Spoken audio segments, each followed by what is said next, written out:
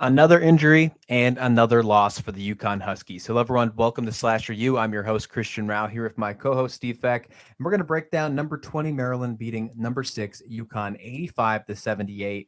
And I know that there's more to this story, Steve, and I know we're going to get to it. But initially, right off the bat, we see this team without Nikki Mule. We see this team without, AZ Fudd. It's a lot of offensive production right off the bat gone. You don't have your assist leader. You don't have your points leader. You go into a game against a tough Maryland team, a team who beat Notre Dame, the team that you just lost to, and you get beat, plain and simple. Now, obviously, there was a lot to take from this game as well. We saw some players really step up when needed. We saw multiple players in double digits. We saw a double-double by Griffin, which was fantastic. UConn, there were some moments where they were really doing fantastic. It just wasn't enough at the end of this one as Maryland stepped away. I know you were glued to this game. Let us know your thoughts. And honestly, what's your future outlook of this UConn team as they really have to worry about just putting another Band-Aid on this season so far? Yeah, well, I wore this Tom and Jerry shirt specifically.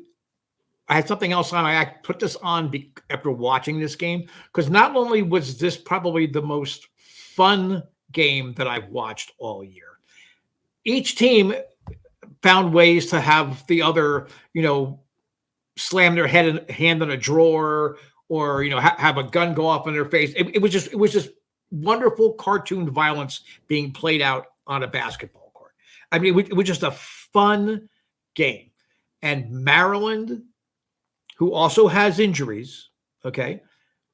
Maryland just was not going to let themselves. I mean, that last violent act, to stop, their arch rival, they were not going to let that slip away. This is the first time that Maryland, I believe, has ever beat UConn. I could be wrong on that. I might have to go back and double check that. And I'm sure our UConn fans will, or Maryland fans that follow that, they're going to let us know. They're going to let us know. But I'm pretty sure it's the first time that Maryland ever beat UConn. Okay, I'm going to cop here.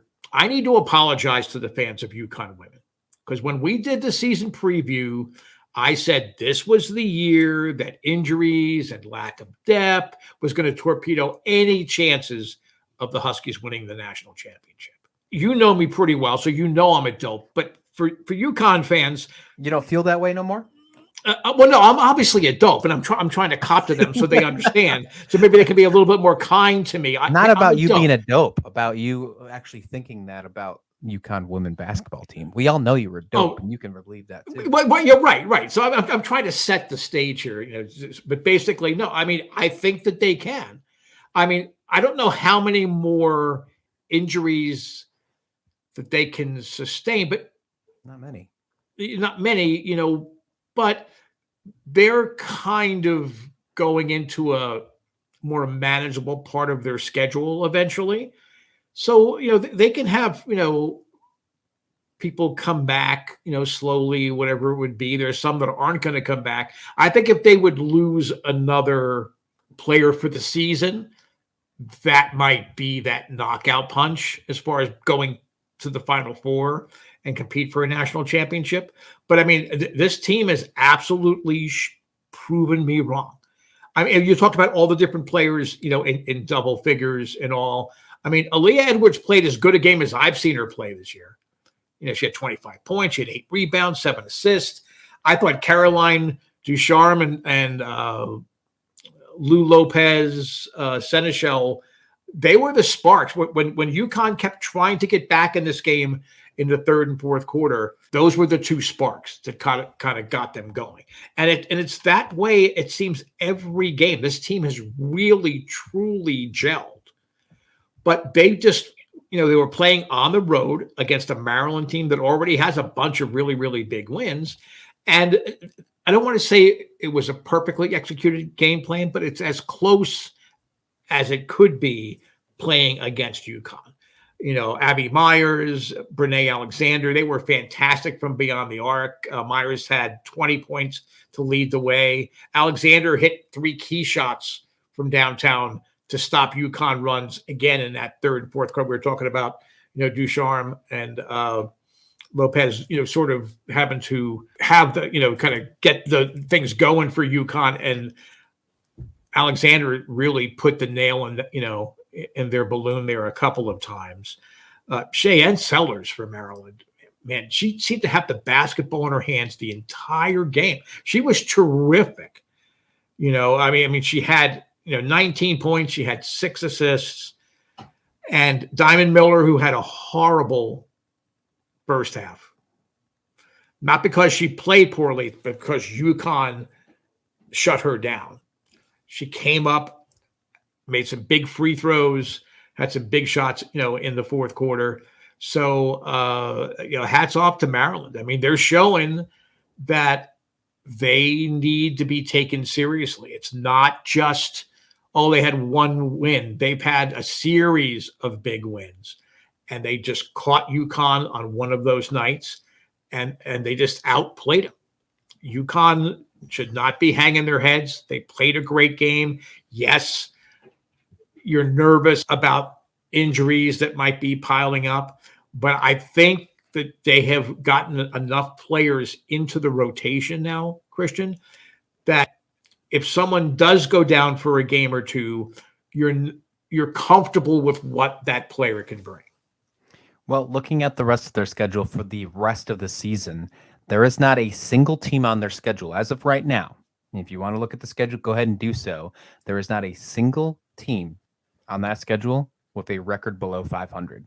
Every single team on that record has a winning record. There's one team that is 5-5. That's Butler. Everybody else has a winning record. Now, obviously, records don't mean absolutely everything. We know this, but it doesn't get any easier for them moving forward. We see them play Florida State on Sunday in the Hall of Fame Women's Showcase. That's going to be on ESPN, 1 o'clock Eastern.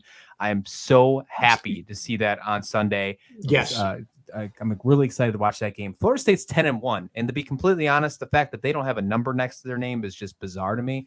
I wouldn't be shocked to see that happen maybe come Monday with a number. I wouldn't be surprised to see a potential top 25 matchup in that one because it really deserves to. Florida State deserves to be ranked. There's just a lot of things to uncover. Again, I think I still believe in this UConn team. I talked about it when they lost Notre Dame. I'm going to talk about it here again. With the fact that they can still find ways to overcome, I think they'll find it. Right now, they just got to find a way to get rid of those turnovers. If you saw what they did in this game, if you eliminate those turnovers, this game is all UConn's. They had 21 turnovers to Maryland's 5. And because of that, they had almost 15 less shots from the field. Those possessions are killer. That's what caused you to lose this ball game. So, obviously out of this 21 turnovers, 12 of them were steals. Maryland got 12 steals on UConn. Now that hurts because your starting guards are out, but if you're going to overcome, those guards have to step up, make better passes, make better plays, and get more efficient shots.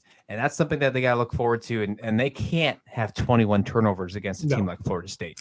But they had 27 against Princeton. Right. Too many. Way too many. So the fact that that's going down is great, but that's not enough. You still got to find a way to cut that in half. And I'd say maybe even half again. The fact that Maryland won this game by only 7 points and won the turnover battle by plus 16 is saying something, right? So your defense did a decent job. You still shot fantastic from the field. You shot 53%, but you got to be able to shoot 71 attempts like Maryland did, not 58 like you did. And a lot of that reason is because you had so many turnovers. You didn't have as many possessions, and that just hurts you going around. Let us know your thoughts in the comments about this UConn basketball team. Are you concerned about the second loss of the season, both to top 25 teams? What about the rest of the season, as there's not a single team with a losing record, all 500 or better moving forward, and these injuries? Obviously, a lot to be concerned about moving forward. Do you think they can overcome them, and can they limit the turnover differential? Let us know in your comments below. And thanks for watching Slasher U.